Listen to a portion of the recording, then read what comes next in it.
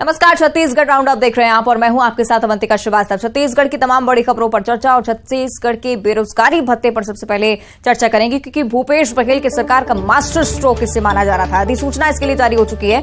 1 अप्रैल से बेरोजगारी भत्ता मिलना शुरू हो जाएगा। 2 साल के लिए बेरोजगारी भत्ता दिया जाना है। 1 अप्रैल तक आवेदक की उम्र 18 से 35 वर्ष के बीच होना बहुत जरूरी है। 12वीं पास बेरोजगारों को ही बेरोजगारी भत्ता दिया जाना है। एक परिवार से एक ही व्यक्ति को बेरोजगारी भत्ता मिलेगा। ये तमाम प्रावधान इस अधिसूचना में लिखे गए हैं। परिवार की आय 2.5 लाख रुपए से कम होनी चाहिए। तो अधिसूचना की तस्वीरें भी आपको दिखा रहे हैं और बेरोजगारी भत्ते के लिए अधिसूचना अब जारी हो चुकी है। 1 अप्रैल से बेरोजगारी भत्ता मिलना शुरू हो जाएगा। तमाम प्रावधान भी आपको बता दें। 2 साल के लिए बेरोजगारी भत्ता मिलना है। 2.5 लाख रुपए से कम आय आपकी होनी चाहिए। पारिवारिक आय की बात करें, 1 अप्रैल तक आवेदक की उम्र 18 से 35 साल के बीच होनी चाहिए। 12वीं पास लोगों को बेरोजगारी भत्ता मिलेगा और एक परिवार से एक ही व्यक्ति को बेरोजगारी भत्ता दिया जाएगा।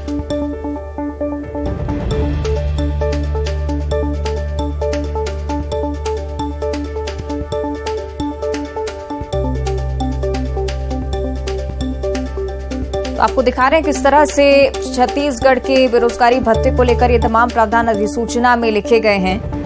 अधिसूचना की तस्वीरें भी आपको दिखा रहे हैं। साथ ही साथ ये जो महत्वपूर्ण पॉइंट्स हैं ये भी आप देख लें। 2 साल तक आपको बेरोजगारी भत्ता मिलेगा और ये तमाम प्रावधान इसके लिए किए गए हैं।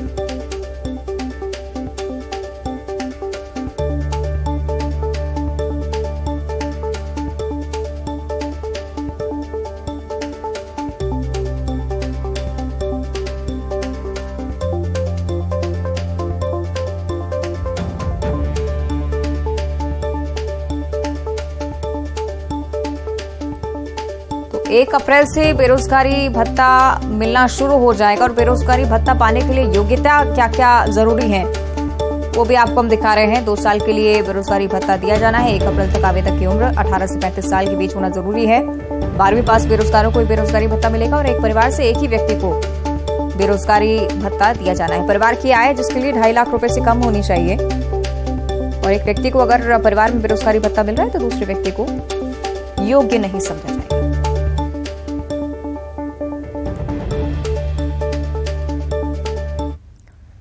आगे बढ़ते हैं, बात करेंगे रायगढ़ की, जहां एक महिला अपने 2 साल की मासूम बच्चे के साथ इंसाफ के लिए दर-दर भटक रही है।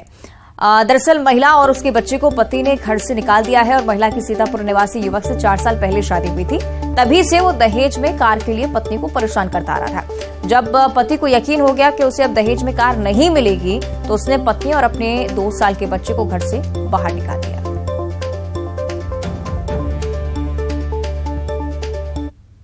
मांग कर रहे हैं, नहीं रख रहे हैं। अच्छा, क्या बोलते हैं? नहीं रखना चाहते, नहीं रखूंगा बोल रहे हैं। मार पीट के घर से निकाल दिए हैं। अच्छा, कितना दहेज की मांग कर रहे हैं? कार की मांग कर रहे हैं। तो आपने शिकायत वगैरह की इसकी? की धर्मजगढ़ में भी की, सीतापुर में भी की, लेकिन धर्मजगढ़ में FIR नहीं कर रहे हैं। क्या बोल रहे हैं? नहीं करेंगे आपका केस। क्यों? सीतापुर करें, आप जाके सीतापुर करिए। तो आप क्या चाहते हैं?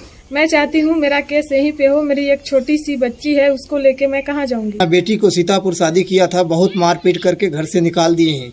अपना सामाजिक बैठक में भी वहाँ किए, लेकिन सामाजिक में भी इनकार कर दिया गया है। अब मैं गरीब आदमी हूँ, हर थाने में रिपोर्ट कर रहा हूँ, कोई थाना मेरा रिपोर्ट नहीं ले रहा है। SB के तक मैं गया हूँ, लेकिन मेरा SB कलेक्टर के पास आवेदन दिया हूँ, मेरा कोई सुनारी नहीं हो रहा है। अपना धर्मजगढ़ थाने वाले बोल रहे हैं कि FIR हम लोग नहीं करेंगे, 0 कायम करके अपना सीतापुर थाने भेजेंगे। आगे बढ़ते हैं। भ्रष्टाचार एक ऐसी बीमारी है जो हो जाए तो कितने काम रुक जाते हैं, कितने काम अधूरे रह जाते हैं और काम होने के बावजूद भी काम नहीं दिखता है। खबर सूरजपुर की आपको बता रहे हैं, जहां गोबरी नदी पर बना नवकई एनीकट भ्रष्टाचार की भेंट चढ़ चुका है। तस्वीरों में आप देख सकते हैं एनीकट का निर्माण गुणवत्तापूर्ण नहीं होने के कारण जर्जर हो चुका है, जिसकी वजह से गोबरी नदी में बारिश का पानी नहीं रुक पाया और नदी में पानी नहीं रुकने से हजारों हेक्टेयर कृषि भूमि को पानी नहीं मिल पा रहा है।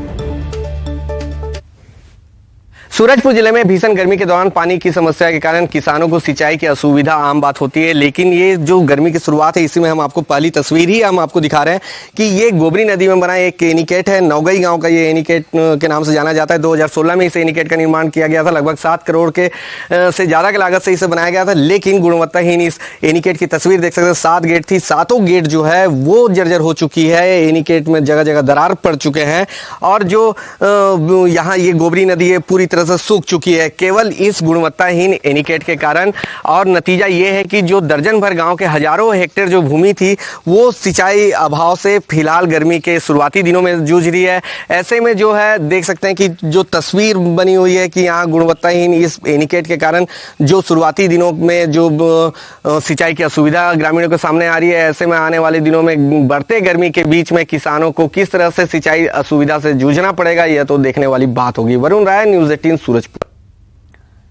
और उधर मरवाही पुलिस पर महिलाओं के साथ मारपीट का गंभीर आरोप लगा है। 2 महिलाओं ने अपने साथ मारपीट का आरोप लगाया है। महिला से चोरी के आरोप में पूछताछ करने के लिए पुलिस टीम तेंदुमुड़ा पहुंची और यहां पर थाना प्रभारी लता चौर पर 2 महिलाओं ने मारपीट का आरोप लगाया है। एसपी ने मामले की जानकारी और जांच के बाद कार्रवाई की बात भी उनकी तरफ से कही जा रही है। बगल में धान मंडी में चोरी हुआ था, चेक करने के लिए आए थे। तो हम लोग, अब मैं आमाडार से तुरंत आई थी तो फिर वह पुलिस वाले आ गए तो बोले कि तुम लोग दारू बनाते हो बोल के बोल रहे थे। तो बोले भाई हम लोग ऐसा काम नहीं करते हैं बोले, तो मारपीट करने लगे। पैर में मारे भी हैं। कहाँ पे चोट लगा है? ये देख, पैर सूजन हो गया है। ये आरोप गलत है। हम लोग मंडी वाले आए थे, धान मंडी वाले, वो घेरा रहता है, वो तार को कोई चोरी करके ले गया करके। तो उनको पूछे किसी ऊपर संदेह है करके, तो बोले देवलाल साहू है जो पहले भी चोरी का आरोप में जेल गया था करके। तो हम लोग वही पता तलाश में गए थे देवलाल साहू के यहाँ। पुलिस वालों ने महिलाओं पे कैसे हाथ उठाए थे, ये तो कहना गलत है। पेंड्रा जिले में गर्मी के शुरुआती दौर में ही जल संकट देखने को मिल रहा है। जल जीवन मिशन निर्माण में हुई अनियमितता का खामियाजा अब आम लोग भुगत रहे हैं। इसका सीधा उदाहरण भरी डांड गांव से सामने आया है, जहां पिछले 22 दिनों से पानी की किल्लत है।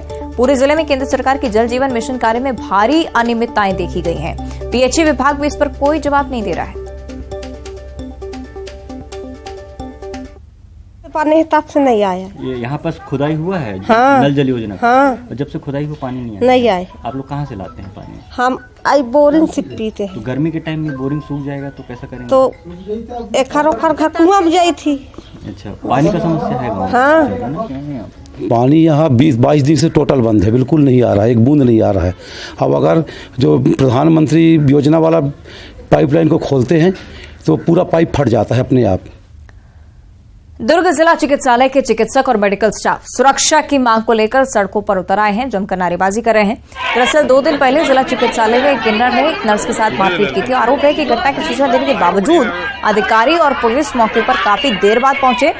घटना के 2 दिन बीत जाने के बाद भी आरोप है कि प्रशासन अमले ने अब तक मामले में कोई ठोस कदम नहीं उठाया, जिससे नाराज मेडिकल स्टाफ घटना के तीसरे दिन सुरक्षा की मांग को लेकर धरना प्रदर्शन करता रहा। हालांकि पुलिस ने आरोपी किन्नर को गिरफ्तार कर लिया।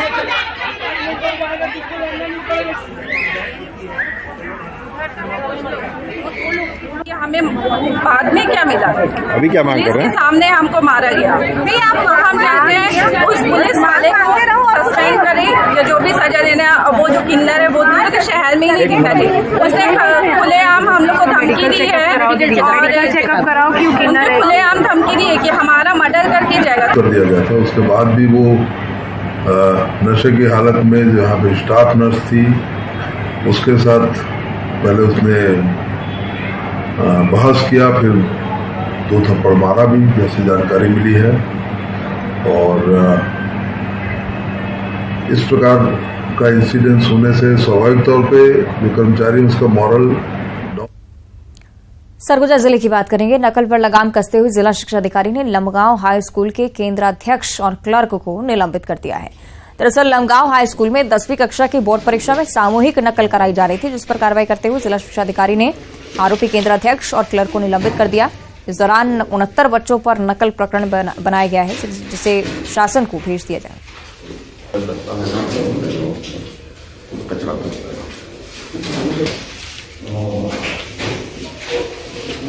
लुंड्रा ब्लॉक के लमगांव हाई स्कूल में एक ऐसा मामला सामने निकल कर आया है जिसमें शिक्षक सामूहिक नकल कराए पाए गए हैं। गणित के विषय में ये जो शिक्षक हैं वो नकल करा रहे थे। इसकी सूचना जैसे ही शिक्षा विभाग को लगी, मौके पर पहुंचे जिला शिक्षा अधिकारी ने 69 बच्चों के पर नकल प्रकरण बनाया है और 3 जो शिक्षक थे उन पर कार्रवाई की गई है। जांजगीर चांपा जिले के नवागढ़ तहसील क्षेत्र के ग्राम सुकली के उप स्वास्थ्य केंद्र में उपचार के लिए आने वाले मरीजों को काफी तकलीफों का सामना करना पड़ रहा है। मरीजों का आरोप है कि उप स्वास्थ्य केंद्र में आए दिन ताला लटका रहता है। ड्यूटी पर पदस्थ स्वास्थ्य कर्मी नदारद रहते हैं, जिससे मरीजों को काफी परेशानियां उठानी पड़ती हैं। स्वास्थ्य केंद्र में इलाज के लिए आने वाले मरीजों की मांग है कि स्वास्थ्य विभाग के अधिकारी इस मामले पर संज्ञान लें, उप स्वास्थ्य केंद्र नियमित खोले।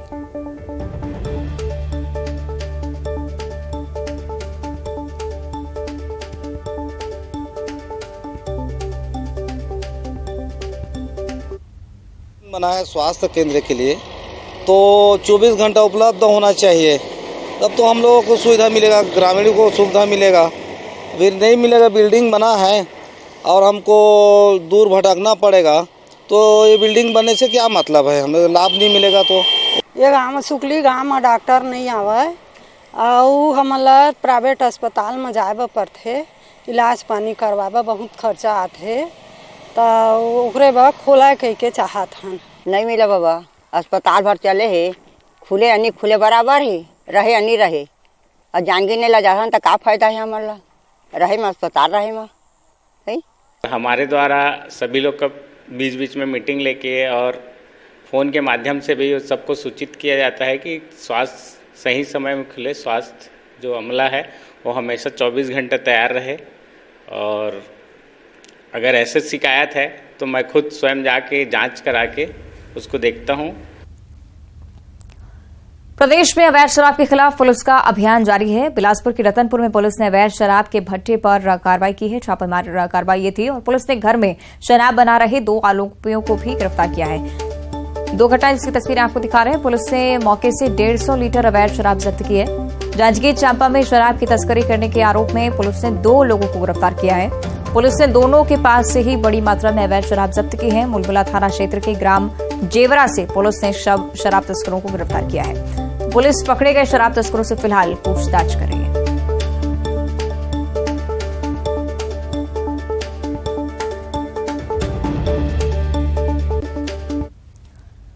क्या आपने कभी सुना है कि फूल खिलना भी चर्चा का सबब बन जाए? नहीं तो आज सुनिए।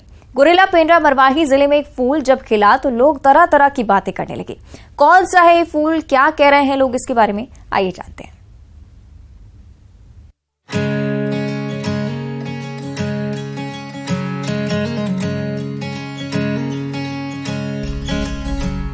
हर गांव ये बात फैली है, हर गांव में ये पता चला है, गुरेला पेंड्रा मरवाही जिले में बांस में फूल खिला है।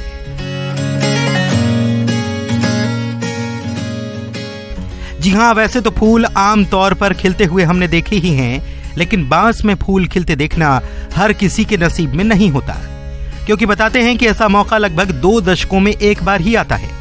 ग्रामीण अंचल में मान्यता ये भी कि जब बांस फूल देते हैं तो एक साथ आसपास के सभी बांस फूल देकर खुदकुशी कर लेते हैं। जिले में ये फूल कोटमी कला के सकोला में सोन नदी से कुछ ही दूरी पर एक खेत से लगे बांस प्लांट में देखने को मिला, जो चर्चा का विषय बना।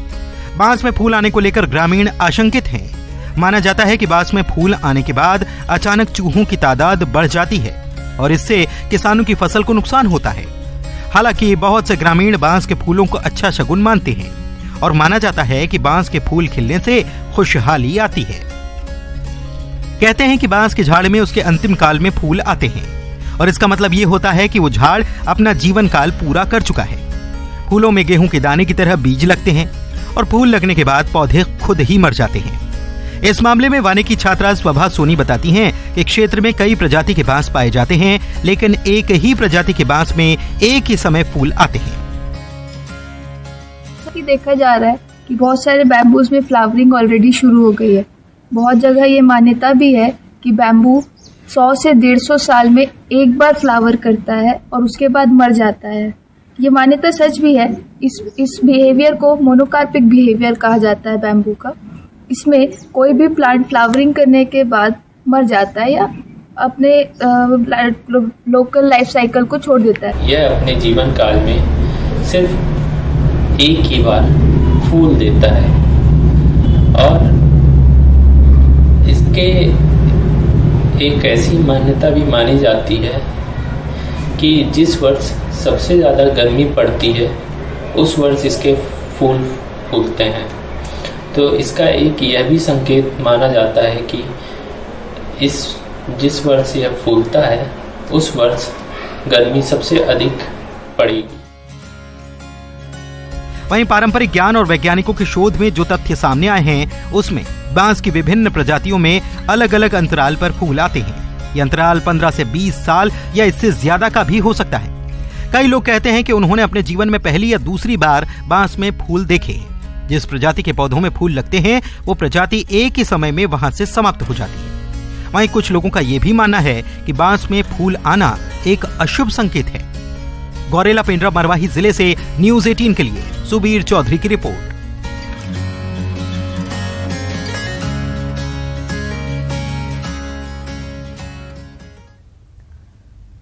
2 मार्च को आयोजित राष्ट्रीय युवा संसद महोत्सव 2023 में तीसरा स्थान प्राप्त करने वाली माहिरा खान ने न्यूज़ 18 से खास बातचीत की, जहां उन्होंने संसद में अपने भाषण के अनुभवों का साझा किया है।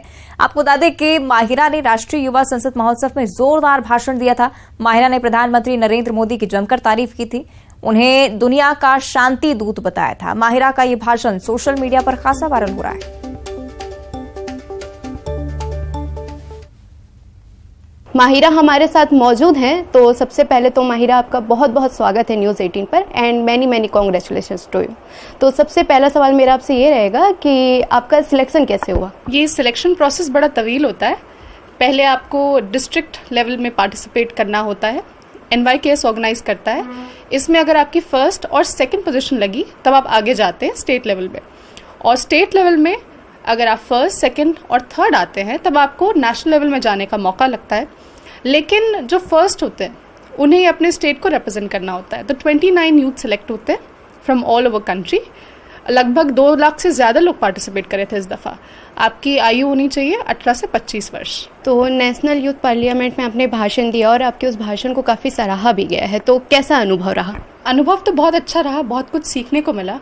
हम कहीं पर भी जाते हैं तो ये देखने की कोशिश करते हैं कि वहाँ से कितना सीखने को मिलता है, वही आपका सक्सेस का पैमाना होता है। तो यहाँ बहुत एक्सपोजर मिलता है क्योंकि युवा आते हैं पूरे देश भर से और उनसे इंटरेक्शन होता है, बड़े बड़े ऑफिसर्स और मंत्रियों से इंटरेक्शन होता है, उनके पर्सपेक्टिव पता चलता है। तो इस लिहाज से बहुत कुछ सीखने को मिला, तो बड़ा अच्छा एक्सपीरियंस होता है। एंड आई वुड सजेस्ट कि आपका अगर आपको वक्त मिले और आप ले पाए, पार्टिसिपेट कर पाए तो आप ज़रूर करिएगा।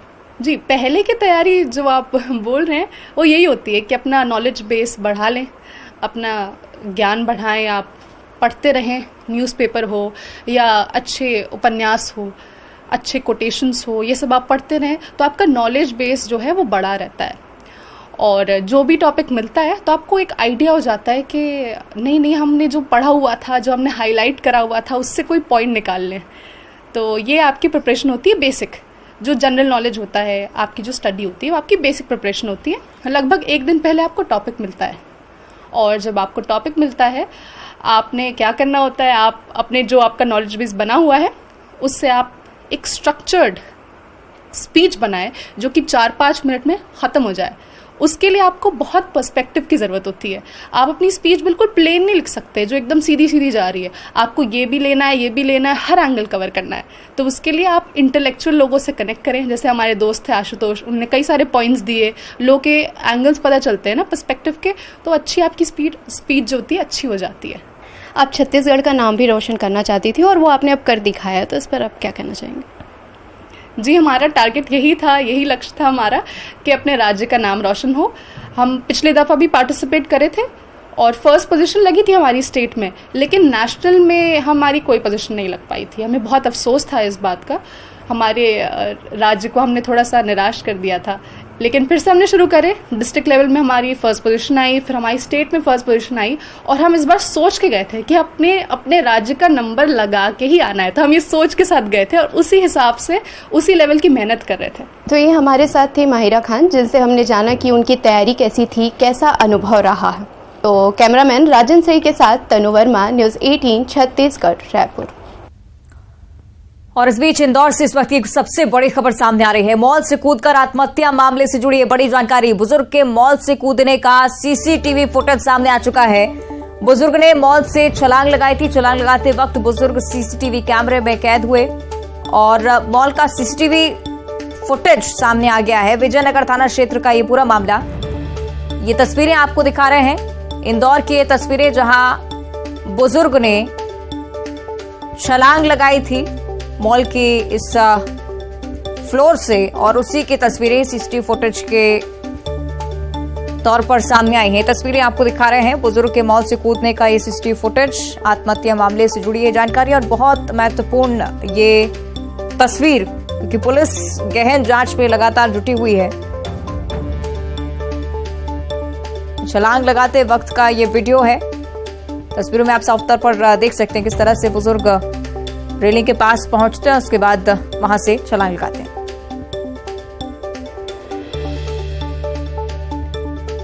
विजयनगर थाना क्षेत्र का ये पूरा मामला, मॉल का सीसीटीवी फुटेज आपको हम लगातार दिखा रहे हैं। बुजुर्ग सीसीटीवी फुटेज में कैद हुआ है।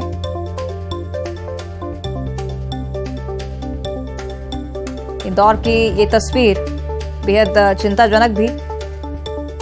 आत्महत्या इस बुजुर्ग ने की और जिस वक्त का पूरा घटनाक्रम था उसकी तस्वीरें आपकी टीवी स्क्रीन पर।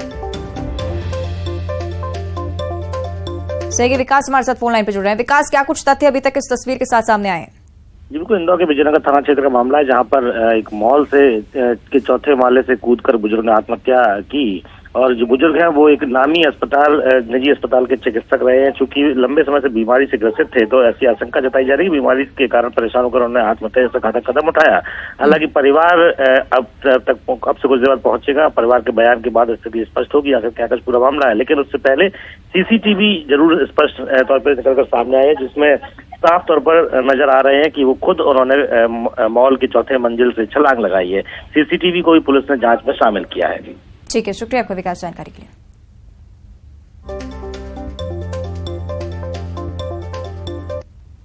और इस बीच बिलासपुर से भी एक बड़ी खबर है। मुख्य सड़क पर 2 दुकानें गिर गई हैं।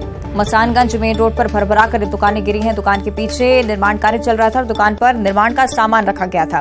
दुकान के मलबे में 3 गाड़ियां भी दब गई। दुकान गिरने से बाल बाल बचे हैं कई लोग। हालांकि सड़क पर दुकानों का मलबा जरूर फैल गया है। तस्वीरें आपको दिखा रहे हैं। बिलासपुर की ये तस्वीरें, पीछे निर्माण कार्य चल रहा था और इस वजह से आगे की ये 2 दुकानें भरभरा कर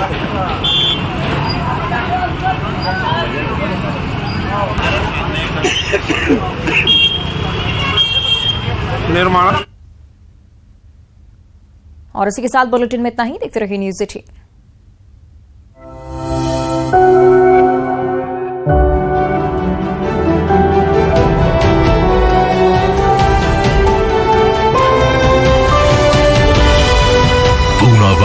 FinCorp presents News 18 Rising India, Real Heroes.